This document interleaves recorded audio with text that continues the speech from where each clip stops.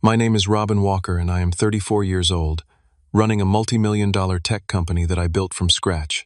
But 12 years ago, I was just a kid with a backpack, standing in the rain after my parents kicked me out to pour everything into my golden sister Amanda. Now they are homeless after she drained their accounts and disappeared. Before I tell you what happened when my parents showed up desperate at my door after my sister betrayed them, let me know where you are watching from and subscribe if family drama hits close to home. Growing up in suburban Boston, Massachusetts, life started out relatively normal. Our middle-class family lived in a modest three-bedroom house, with my father working as an account manager at a local insurance company and my mother teaching part-time at the elementary school. I was their only child for 4 years, and while they were never overly affectionate parents, I remember feeling secure and reasonably happy. Everything changed when Amanda was born. From the moment my parents brought her home from the hospital, wrapped in a pink blanket with a tiny bow headband that looked ridiculous on her bald head, the family dynamic shifted dramatically. My father, usually reserved and somewhat distant, transformed around Amanda. His eyes would light up when he held her, cooing and making faces I had never seen directed at me. "She is going to be a heartbreaker," he would say proudly to visitors. "Look at those eyes. She is going to be something special." As Amanda grew from infant to toddler, the favoritism became more pronounced. My mother, who had always been practical and measured with me, became excessively indulgent with Amanda. When I turned 7 and Amanda was 3, my birthday party was a simple affair with a store-bought cake and a few neighborhood kids. 2 months later, Amanda's birthday featured professional decorations, a hired clown, and what seemed like every child in the neighborhood. "Your sister is more social," my mother explained when I asked why my party had been so much smaller. "She needs the extra attention." By the time I was 10, I had learned to live in the background of our family life. Amanda's beauty pageants and dance recitals dominated our weekends and family conversations. The refrigerator door, once bearing my academic achievements, gradually became a shrine to Amanda's participation trophies and pageant photos. My straight A's became expected rather than celebrated, while Amanda's passing grades were treated like remarkable achievements. "Robin, help your sister with her homework," my mother would say. "You are so good at math, and she struggles with it." I did not mind helping initially, but as years passed, it became clear that Amanda was not struggling. She simply was not trying. Why should she? Her batting eyelashes and dramatic sighs were enough to make my parents rush to solve any challenge she faced. One particularly painful memory stands out from when I was 12. After months of preparation, I won first place in the regional science fair with a computer program I had coded myself. It was my proudest achievement, and the judge, a professor from MIT, had even given me his card and encouraged me to stay in touch about future competitions. That same weekend, Amanda had a minor role in a local ballet recital. She missed several steps and was visibly out of sync with the other dancers, but my parents filmed the entire performance and cheered loudly enough to embarrass everyone around them. When we got home, my father popped champagne, which he and my mother drank while Amanda and I had sparkling cider, to celebrate our little star. My science fair trophy sat unmentioned on the coffee table until I finally took it to my room. Later that night, I overheard my father on the phone with my grandmother. "Amanda was absolutely magical on stage today. She has real talent, Mom. The other kids were nothing compared to her." Not a word about my achievement. By 14, I had become almost entirely self-reliant. I started working after school at the local computer repair shop, partly to learn more about technology, but mostly to escape the suffocating atmosphere at home. Mr.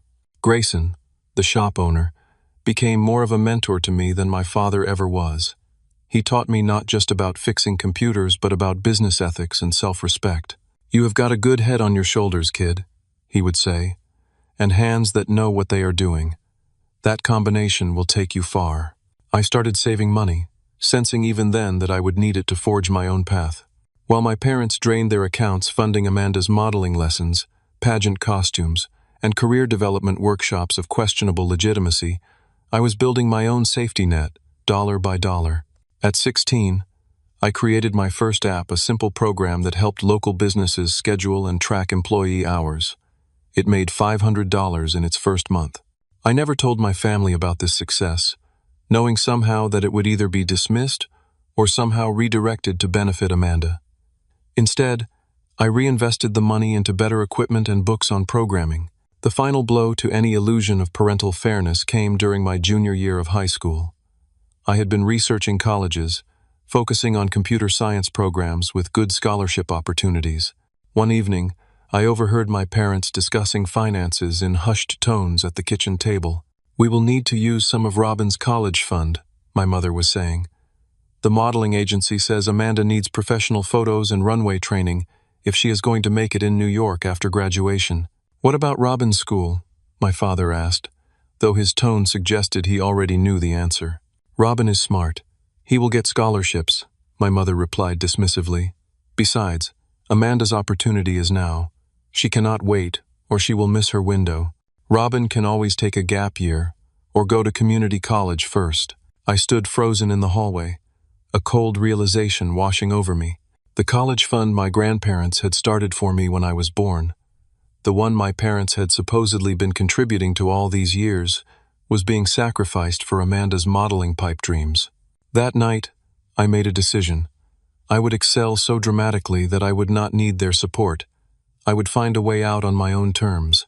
The next day, I applied for every scholarship I could find and increased my hours at the computer shop. Mr. Grayson, seeing my determination, gave me more responsibility and higher-level repair jobs that paid better. "Whatever is driving you, kid, use it," he advised. "But do not let it consume you." I did not tell him about what I had overheard. I did not tell anyone. Instead, I channeled all my hurt and disappointment into building my escape plan. By senior year, my grades were perfect. My SAT scores were in the top percentile, and I had developed 2 more apps that were generating modest but growing revenue. Amanda, meanwhile, was flunking classes but somehow still on track to graduate.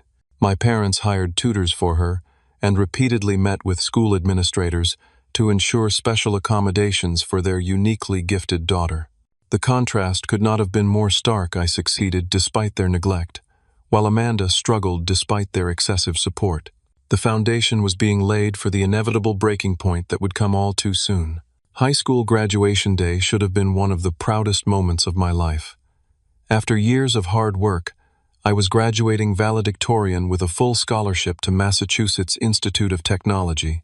The morning started with me rehearsing my speech in front of the bathroom mirror, a speech I had worked on for weeks, distilling lessons about perseverance and self-belief that I had learned the hard way. My parents were supposed to be at the ceremony by 9 in the morning for the special breakfast honoring top students and their families. I waited by the entrance, watching other students greet their beaming parents. By 9:30, I accepted they were not coming and went in alone. Mr. Grayson, who had closed his shop to attend, saved me a seat at his table. "Their loss, kid," he said gruffly, clapping me on the shoulder. It was not until just before the main ceremony that my parents finally arrived, looking harried and unapologetic. "Amanda had an emergency," my mother explained breathlessly as they found their seats. "The modeling agency called with a last-minute casting opportunity. We had to drive her into the city this morning." "Did she get the job?" I asked, already knowing what mattered to them. "Not yet, but the agent said she made a great impression," my father replied proudly. "They will call back next week." They never asked about the breakfast they had missed or the speech I would soon give. When my name was called as valedictorian, Mr. Grayson whistled loudly. My parents applauded politely, but I caught them checking their phones repeatedly during my speech. Later at home, I tried to share my excitement about the MIT scholarship. "That is nice, honey," my mother said distractedly. "But listen to this.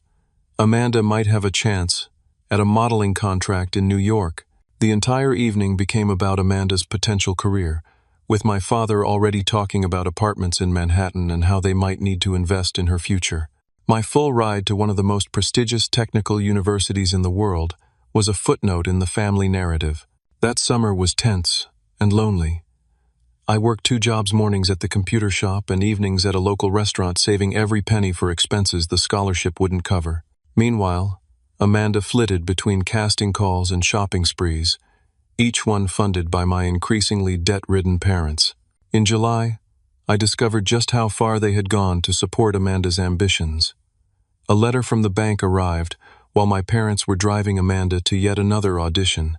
Curiosity got the better of me, and I opened it to find they had taken out a second mortgage on our house, $200,000, nearly all the equity they had built over 20 years, now drained away. When they returned home, I confronted them with the letter. "You opened our mail?" my mother snapped, snatching the paper from my hands. "You mortgaged the house? For what?" I demanded, though I already knew the answer. "Mind your own business," my father growled. "We are the parents. We decide how to manage our finances. It is for Amanda's career launch," my mother finally admitted. "These opportunities do not come along every day. The agency needs capital for her portfolio development, runway training, and placement fees." "Sounds like a scam," I said bluntly. "Have they guaranteed any actual modeling work?" "You have always been jealous of your sister's potential," my father exploded, his face reddening. "She has a real shot at something special. What would you have us do? Ignore it because you cannot stand to see her succeed?" "I have worked for everything I have achieved," I countered, trying to keep my voice steady. "I earned my scholarship through hard work. I saved for college expenses by working 2 jobs. Meanwhile, you are throwing money at an industry known for exploiting naive girls and their families." "That is enough," my mother interjected. "Either support your sister's dreams or—" She trailed off, but her implication was clear. "Or what?" I challenged. "Or I am not part of this family, because it feels like I have not been for a long time." The argument escalated. Years of pent-up resentment poured out as I detailed the constant favoritism, the dismissal of my achievements, the draining of my college fund. My parents deflected, justified, and finally attacked. "If you cannot be happy for your sister, maybe you should leave," my mother said coldly. "This negativity is harmful to her confidence." "I will be gone in a few weeks anyway," I replied, referring to my departure for college. "Maybe you should go now," my father said, his voice dangerously quiet. "If you think we are such terrible parents, why wait?" I thought he was bluffing, using a threat to shut down the argument. I was wrong. "Get out," he continued, pointing to the door. "Take what you can carry and go. When you learn some gratitude and stop trying to hold your sister back, maybe you can come back." My mother stood beside him, arms crossed, her expression unflinching. "We have given you everything, Robin, and all you do is criticize and undermine your sister's one chance at success." In shock, I retreated to my room and grabbed my backpack. I stuffed it with essential clothes, my laptop, hard drive with all my coding projects, and the cash I kept hidden in my desk drawer. Thank goodness I had kept most of my savings in a bank account they could not access. Rain had started falling as I walked out the front door. Neither parent tried to stop me. Neither one called out or showed any sign of reconsidering. The last thing I heard was my mother saying, "He will cool off and come back apologizing tomorrow." But I would not return to apologize. That rainy night marked the end of my life as their son, and the beginning of my life as my own person. I walked 4 miles in the downpour to my friend Jake's house, soaked to the skin and numb with disbelief. His parents, unlike mine, took one look at me standing on their porch and welcomed me inside without hesitation. They gave me dry clothes, a hot meal, and a couch to sleep on without demanding an explanation I was not ready to give. The next morning, I awoke to multiple text messages from my mother. "Stop being dramatic and come home. Your father didn't mean it. You're upsetting your sister." And finally, "Don't come back until you can appreciate your sister and what we're trying to do for her." With trembling hands, I turned off my phone. The mixed messages were clear enough. They wanted my presence but not my voice, my support but not my concerns, my subservience but not my authentic self. Jake's parents let me stay for 2 weeks, until I found an affordable room to rent near MIT. I deferred my first semester, knowing I needed to work full-time to build a more substantial financial cushion. The computer shop offered me more hours, and I picked up another job doing night security at an office building, a quiet post that allowed me to code on my laptop between rounds. The hurt was profound, a constant ache beneath my daily activities. But beneath the pain was something else, determination. I would build a life so solid, so successful, that I would never again be vulnerable to such casual disposal. My first apartment was barely more than a closet with a window, a tiny bedroom, and a rundown triple-decker, shared with two other guys I found through a housing board. Marcus was a community college student studying automotive technology, and Phil worked night shifts at a hospital.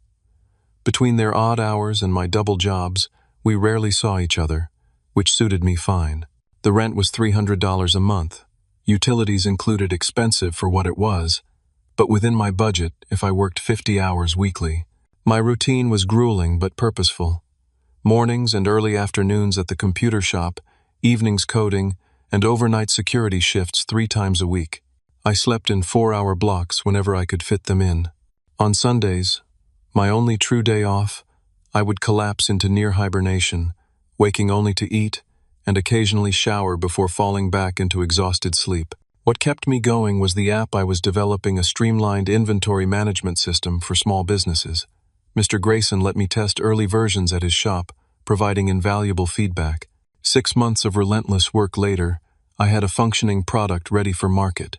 I priced it accessibly at $29 per month, focusing on volume rather than high margins. With Mr. Grayson's connections in the local business community, I secured 10 clients in the first month. By month 3, I had 50 users and was earning enough to quit the security job and focus on tech support and development. 8 months after being kicked out of my parents' home, I officially withdrew from MIT to pursue entrepreneurship full-time, a decision that both terrified and exhilarated me. The scholarship would go to waste, but formal education felt increasingly irrelevant to the path I was forging. My breakthrough came at a regional tech conference I had saved up to attend. Unable to afford the networking dinner, I was packing up to leave when Sam Rodriguez, founder of a successful software company, stopped by my modest booth. "This interface is clean," he commented, playing with the demo on my laptop. "Did you code this yourself?" For 20 minutes, Sam grilled me on the technical aspects of my app, the market positioning, and my growth strategy. I answered honestly, including admitting where I had knowledge gaps. "Kid, you have raw talent," he said finally, "but you need guidance and capital to scale this properly." Sam became my mentor and first investor, putting $50,000 into my company for a 15% stake, a deal I later realized was extremely generous, given my inexperience. More valuable than the money was his guidance, introducing me to industry contacts and helping me avoid costly mistakes. There were plenty of failures along the way. My second product was a complete flop, costing 3 months of development time and nearly depleting my cash reserves. An early hire embezzled $8,000 before I caught on. A server crash lost customer data that took weeks to reconstruct. Each setback taught painful but necessary lessons about business, technology, and human nature. By 22, I had landed my first major client, a regional grocery chain that adopted my inventory system across 12 locations. The contract value was just over $100,000 annually, enough to rent a real office and hire 2 developers and a customer service representative. As the business grew, I maintained a frugal personal lifestyle. I moved to a better apartment but kept roommates. I drove a used car bought with cash. Every spare dollar went back into the company or my savings. The financial insecurity of my ejection from home had left scars that manifested as intense frugality. Occasionally, through mutual hometown acquaintances or social media, I would catch glimpses of my biological family's life. Amanda's modeling career seemed to consist mainly of local mall fashion shows and Instagram posts tagged with model and blessed. My parents continued posting proud updates about her mediocre achievements while maintaining radio silence about my existence. I told myself their absence was a gift, freeing me from the toxic dynamic that had defined my childhood. Still, on quiet nights when work was done and distractions were exhausted, I sometimes found myself staring at old family photos, wondering how blood relatives could become such strangers. At 26, a dating app matched me with Lindsay Marshall, marketing director for a mid-sized clothing retailer. Our first date lasted 5 hours, conversation flowing effortlessly from professional challenges to childhood memories. I found myself cautiously sharing pieces of my family history. "They chose her," I explained, more matter-of-factly than the subject deserved. Every time, in every way, they chose her. Lindsay reached across the table and took my hand. "Their loss," she said simply. Unlike previous relationships where I had kept emotional distance, with Lindsay I found myself gradually opening up. She neither dismissed my pain nor allowed me to be defined by it. When I apologized for talking too much about my past, she said something I will never forget. "Your history made you who you are, and I happen to like who you are. The parts that hurt you are just as important as the parts that didn't."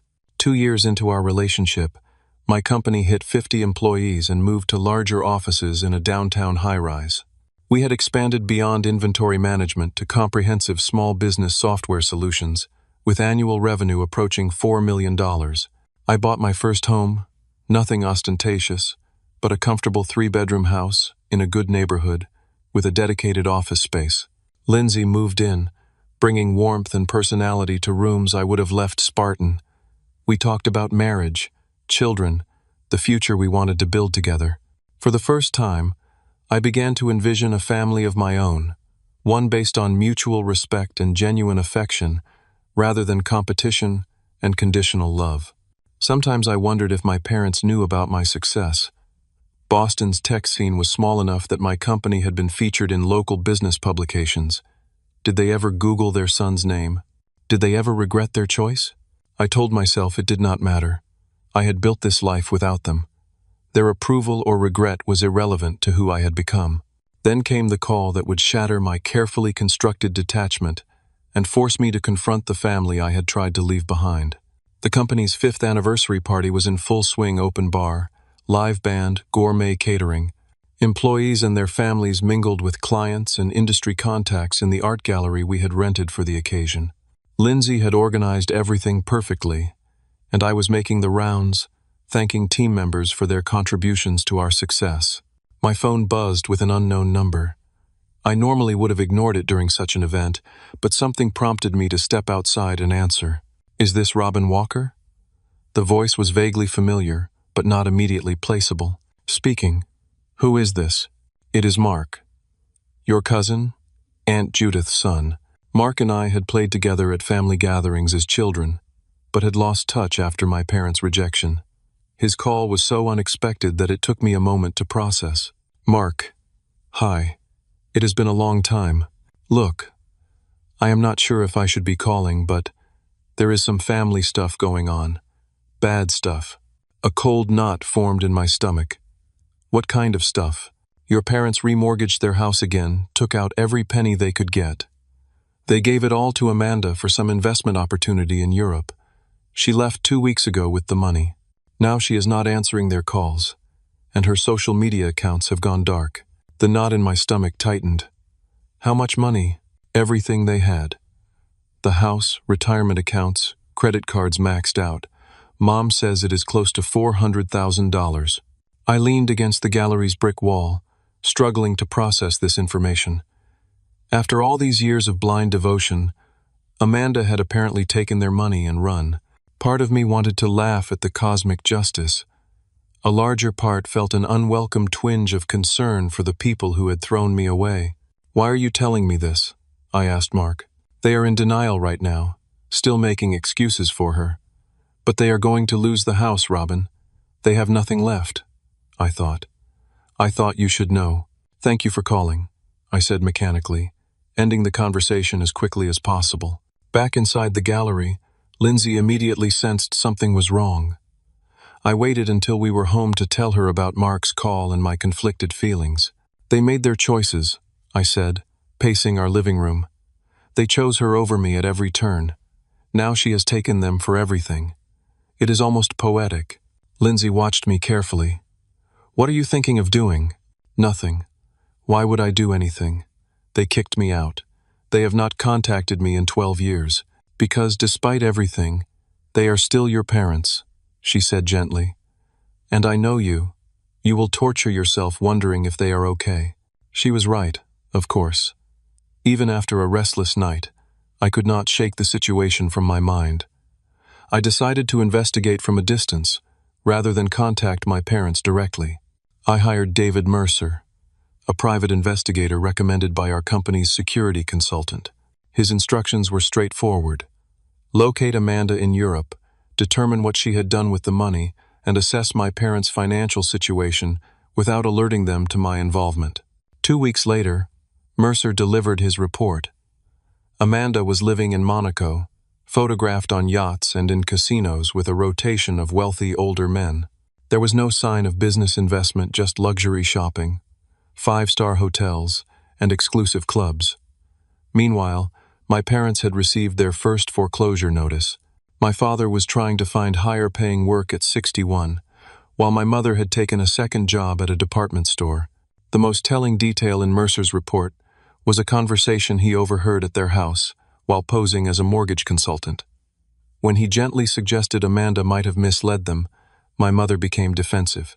"She is building important connections," she insisted. "These things take time in the fashion world. The investment will pay off soon." They were still in denial, still choosing to believe in Amanda despite overwhelming evidence of her betrayal. I decided to help anonymously. Through a lawyer, I offered to purchase their second mortgage from the bank at a discount, then restructure the payments to make them manageable. When the lawyer revealed the source of the funds, my parents rejected the arrangement outright. "Tell him we do not need his charity," my father reportedly said. "Our daughter will be sending money soon." 3 days later, my father suffered a minor heart attack, stress-induced, according to Mercer's hospital sources. My mother took to social media with tearful posts about family struggles and bad luck, portraying them as victims of circumstance rather than their own choices. Still, not once did they reach out directly to me, their son who lived less than 20 miles away. Pride, shame, or some toxic combination of both kept them from acknowledging their dire situation to the child they had discarded. Amanda, meanwhile, had completely ghosted them. Her social media reactivated, but now all posts were from exotic locations with no mention of her parents or their investment. When they managed to reach her on a new phone number, she promised to wire money next week before changing the number again. The bank foreclosure proceeded, and a sale date was set. Mercer reported my parents were liquidating furniture and personal belongings on online marketplaces.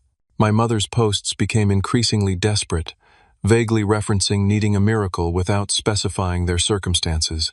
Lindsay and I had many difficult conversations during this period.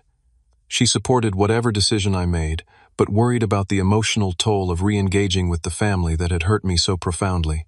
"If you help them," she warned, "set clear boundaries. They have not changed just because they are suffering the consequences of their actions." I arranged for another lawyer to offer them a small apartment in a decent neighborhood, rent-free for 6 months. Again, when they learned I was behind the offer, they refused. "We don't want anything from him," my mother told the lawyer. "He abandoned this family years ago. We have a real daughter who cares about us." That rejection, ironically, provided the closure I needed. I had offered help twice, and twice they had chosen their illusions over reality. I informed Mercer to stop monitoring the situation and tried to put the matter behind me. For nearly a year, I heard nothing more about my parents. Lindsay and I got engaged, planning a small wedding for the following spring. The company continued growing, expanding to new markets and hiring dozens of additional employees. Life moved forward. Then came the rainy Tuesday evening that would bring everything full circle. The doorbell rang at 8:45 on a miserable November evening. Rain pounded against the windows, and wind howled through the trees in our yard. Lindsay and I were watching a movie, nestled under blankets with bowls of popcorn when the unexpected sound interrupted our quiet night. "Are we expecting someone?" I asked, already knowing we were not. Lindsay shook her head as I reluctantly paused the film and went to the door. Through the peephole, I saw 2 figures huddled beneath the porch light, an older man with stooped shoulders and a woman with rain-plastered gray hair. Something about their posture sparked recognition before I even processed their faces. My parents. For a moment, I considered not answering. Then, with a deep breath, I opened the door. 12 years had aged them dramatically. My father's once commanding presence had diminished, his tall frame now hunched and frail. My mother's carefully maintained appearance had given way to visible exhaustion, deep lines etched around her downturned mouth. Both looked thoroughly soaked and profoundly defeated. "Robin," my mother said, her voice breaking slightly, we need to talk to you." "How did you find my address?" I asked, neither inviting them in nor explicitly turning them away. "Mark gave it to us," my father admitted. "Please, son, just a few minutes of your time." Lindsay appeared beside me, her hand finding mine in silent support. "This is Lindsay, my fiancée," I said. "Lindsay, these are my parents, Richard and Diana Walker." After a brief, awkward exchange of pleasantries, I reluctantly stepped back, allowing them into the entryway. They stood dripping on the hardwood floor, taking in the home I had built without them, the art on the walls, the comfortable furniture, the obvious signs of success and stability. "You have a beautiful home," my mother offered tentatively. "Thank you. Why are you here?" My father cleared his throat. "We have had some financial setbacks. The house was foreclosed on last month." "I know," I said simply. "You know?" My mother looked surprised. "Boston is not that big a city." An uncomfortable silence followed as they processed the implications that I had been aware of their situation but had not reached out. Lindsay suggested they might want to dry off and offered to make coffee. Once seated in the living room with steaming mugs, the full story emerged in halting, pride-swallowing increments. They had been living in their car for 2 weeks, staying in various parking lots and occasionally splurging on a motel room when the weather was particularly bad. My father had found temporary work at a hardware store but lost it after missing shifts due to his health. My mother's department store job barely covered gas and food. "We have tried everything," she said, hands clutched around her coffee mug as if drawing warmth from it. "Your Aunt Judith let us stay for a while, but her husband, well, they don't have the room long term." "What about Amanda?" I asked, already knowing the answer. My father's face darkened. "She took everything, all our savings, the equity from the house. She promised it was for a modeling agency investment, that she would triple our money within 6 months. And you believed her." "She is our daughter," my mother said defensively, then caught herself as the irony of her words registered. "I mean, we thought we could trust her." "The way you trusted me?" I could not help asking. My father attempted what I assumed was meant to be an apology. "We made mistakes, Robin. We see that now. Family should stick together in hard times." The statement rang hollow, focusing on their current needs rather than their past actions. I noticed my mother surveying the living room, eyes lingering on the large television and modern furniture. "You seem to have done well for yourself," she observed. "This house must have cost a fortune." "I worked for everything I have," I replied evenly. "Your sister could have been successful too, if she had had the right support," my father muttered.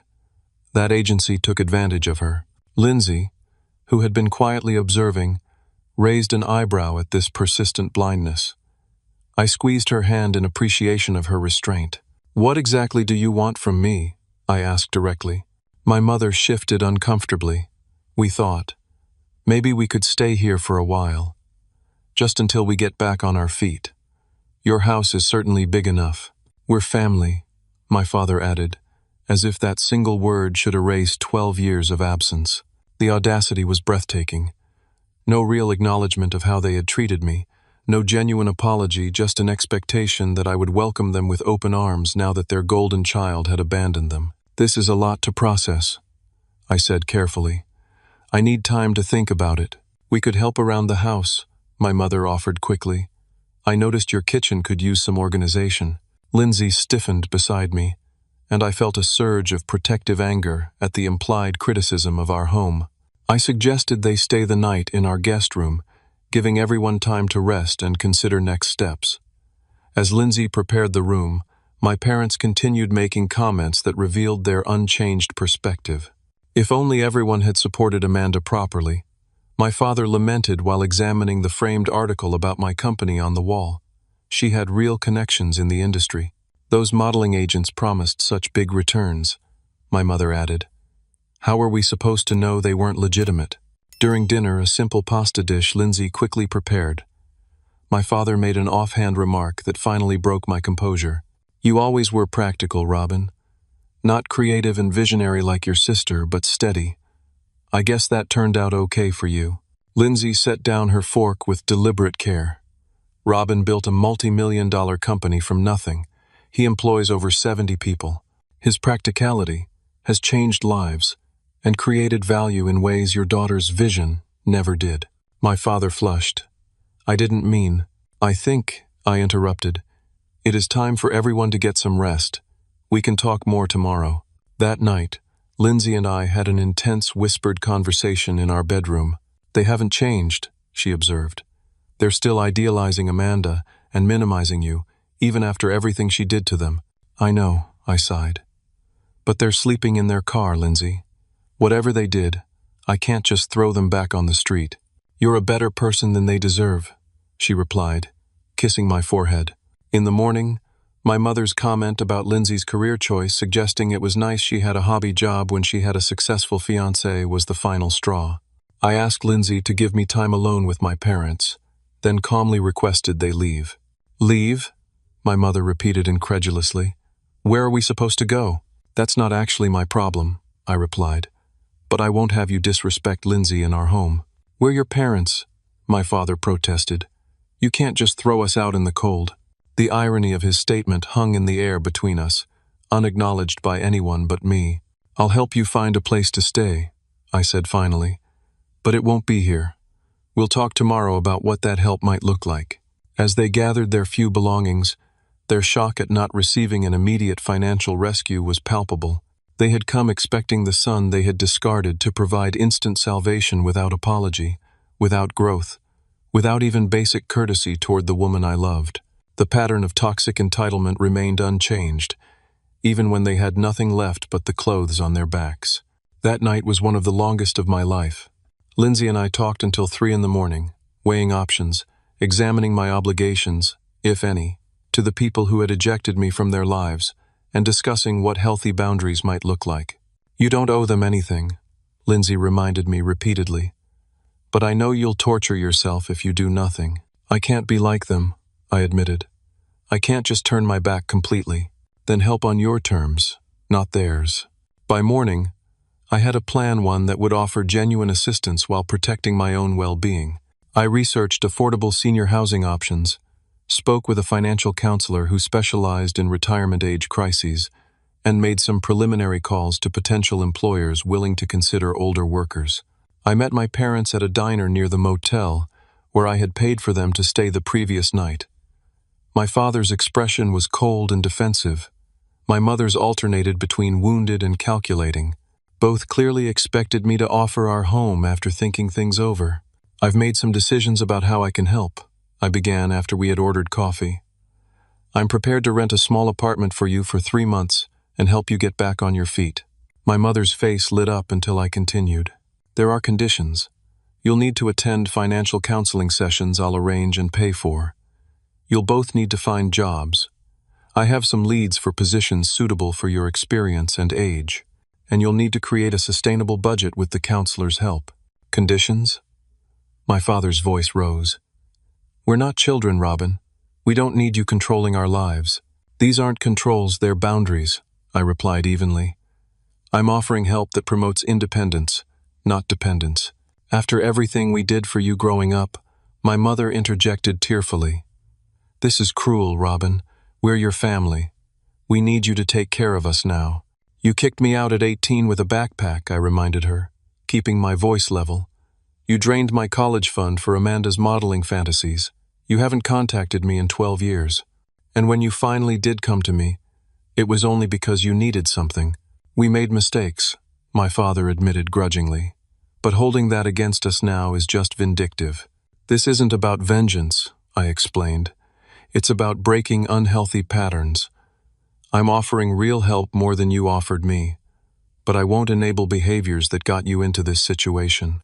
My mother's tears transformed to anger. I'll tell everyone in the family how you're treating us. Your cousins, your aunts and uncles, they'll all know you left your elderly parents to struggle while living in luxury. Tell them whatever you want, I replied, surprising myself with how little her threat affected me. Most of them already know what happened 12 years ago. We went in circles for nearly an hour. They wanted unlimited support without accountability. I held firm to my structured offer. Finally, faced with the reality of returning to their car or accepting my terms, they reluctantly agreed. 3 months in an apartment I'll rent for you. Financial counseling. Job search assistance. That's my offer. Take it or leave it. Fine, my father muttered. We don't have much choice, do we? The next day, I signed a 3-month lease on a modest 1-bedroom apartment in a safe neighborhood. I purchased basic furniture, kitchenware, and groceries to get them started. I arranged for internet service so they could search for jobs and paid the utilities in advance. The financial counselor, Maria Gonzalez, was both compassionate and no-nonsense. She would meet with my parents weekly to establish budgets, debt management strategies, and realistic financial goals. I also arranged job interviews for both of them, my father at a home improvement store that needed experienced staff, my mother at a local bookstore with flexible hours. At our first weekly check-in, the reports were mixed. My parents had kept their financial counseling appointment, but had complained throughout about the humiliation of having to account for every dollar. My father had canceled his job interview, claiming the position was beneath someone with his management experience. My mother had attended her interview but had made disparaging remarks about the wage offered. Week after week, this pattern continued. They did the minimum required to keep the apartment, but resisted every opportunity for genuine change. They complained about the apartment's size, the neighborhood, the financial restrictions. Every conversation circled back to how much easier things would be if I just helped properly by giving them money without conditions. They're not even trying, I vented to Lindsay after a particularly frustrating phone call. They still think Amanda will suddenly reappear with all their money. Lindsay, who had maintained a thoughtful distance from the situation, offered a perspective that shifted my thinking. Maybe this isn't about revenge or even teaching them a lesson, she suggested. Maybe it's about giving them the chance to grow that they never gave you. Whether they take it or not is their choice. Her words helped me see my efforts differently. I wasn't punishing my parents. I was offering them the opportunity for dignity and self-sufficiency. That they resisted this gift said more about them than about my approach. By the 2-month mark, small changes began appearing. My father, running out of excuses and options, took a night security position at an office building, ironically similar to the job I had worked after being kicked out. My mother started part-time at the grocery store deli counter, though she frequently called in sick when the early hours didn't suit her. They were making minimal progress when the unexpected happened. Amanda resurfaced. A mutual acquaintance reported seeing her Instagram posts from Los Angeles, claiming she was launching a lifestyle brand. My parents immediately abandoned their fledgling progress, convinced their golden child had returned to save them. She's back in the country, my mother announced excitedly during our weekly call. She says the European investors fell through, but she has new connections in California. She needs us to come help with her business launch. What business? I asked skeptically. Something with social media influencing and product endorsements, my father explained vaguely. It's a real opportunity this time. Despite my warnings, they emptied their meager savings account and abandoned the apartment to fly to Los Angeles on one-way tickets. Amanda had promised to set them up once they arrived. 2 months passed without a word. Then came a desperate late-night call from a payphone. She's gone again, my father said, his voice hollow. We arrived, and she let us stay in her apartment for 2 weeks. She took the last of our money for a business license and disappeared. The landlord evicted us when the rent wasn't paid. They were sleeping in homeless shelters, taking turns so their few remaining possessions wouldn't be stolen. My mother had developed a persistent cough from the conditions. My father sounded utterly broken. I flew to Los Angeles the next day and found them at the address they'd provided, a rundown shelter in a dangerous neighborhood. They looked even worse than when they'd appeared on my doorstep months earlier. Unwashed, malnourished, and defeated.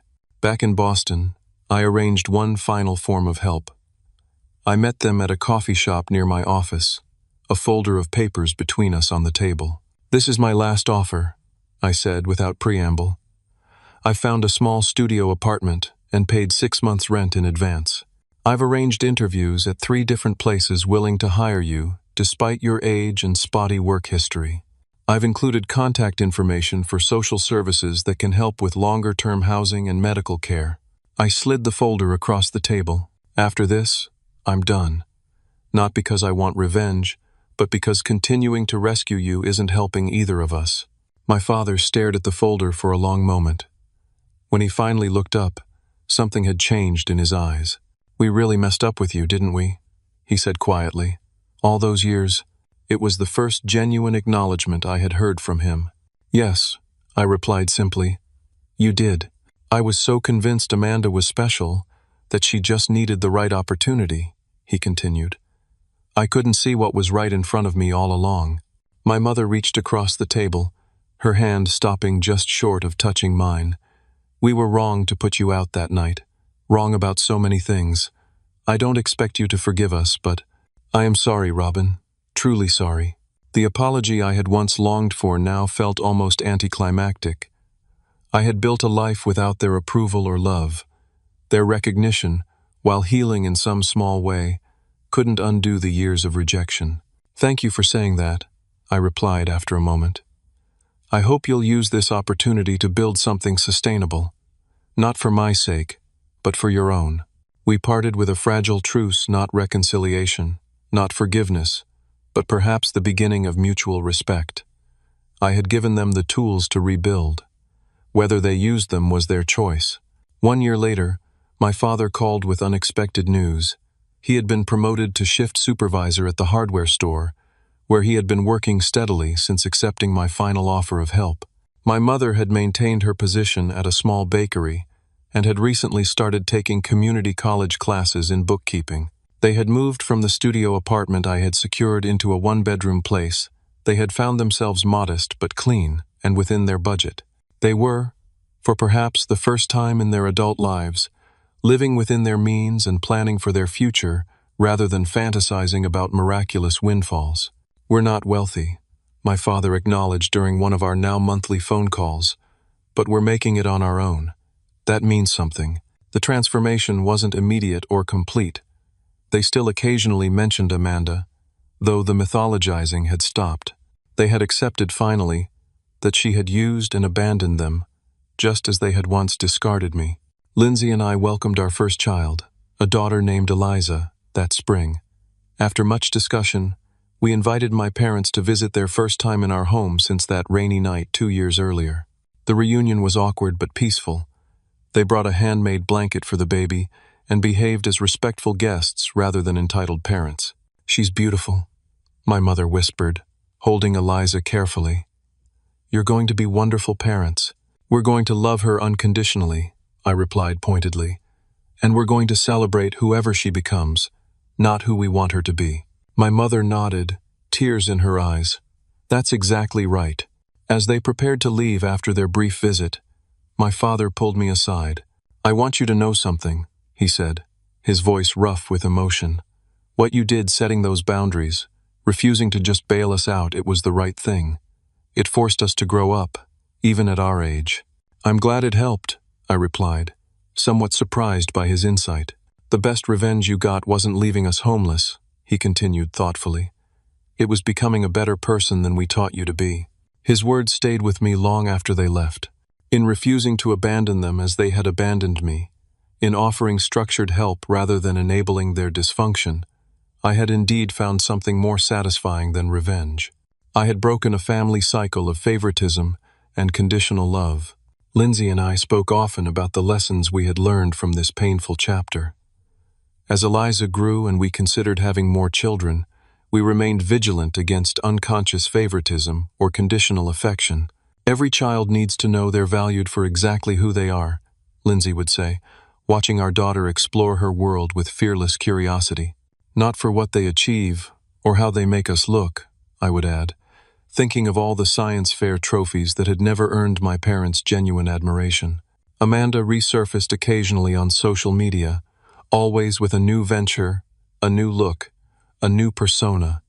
She never contacted our parents again, as far as I knew.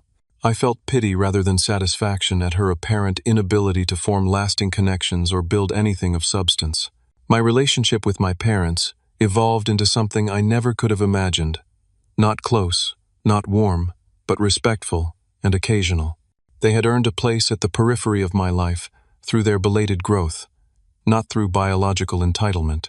They visited 3 or 4 times a year, always as invited guests rather than presumptive family members. The company continued to thrive. Lindsay and I welcomed a second child, a son. We built a life centered on genuine connection, mutual support, and unconditional love, everything my childhood home had lacked. Looking back on the journey from that rainy night with my backpack to the life I now enjoyed, I realized that helping my parents rebuild with dignity had indeed been more satisfying than abandonment would have been. Not because they deserved it, but because it allowed me to remain true to my own values, rather than adopting theirs. True revenge wasn't about punishment at all. It was about liberation, freedom from toxic patterns, freedom to create new ones. If you have ever had to set difficult boundaries with family, I would love to hear your story in the comments. How did you balance compassion with self-protection? Have you found that success is the best form of healing? Please like and subscribe if this resonated with you, and share with someone who might need to hear that sometimes the most loving thing we can do, both for others and ourselves, is to stop enabling destructive patterns. Thank you for listening, and remember, the family you choose can be more healing than the family you were born into.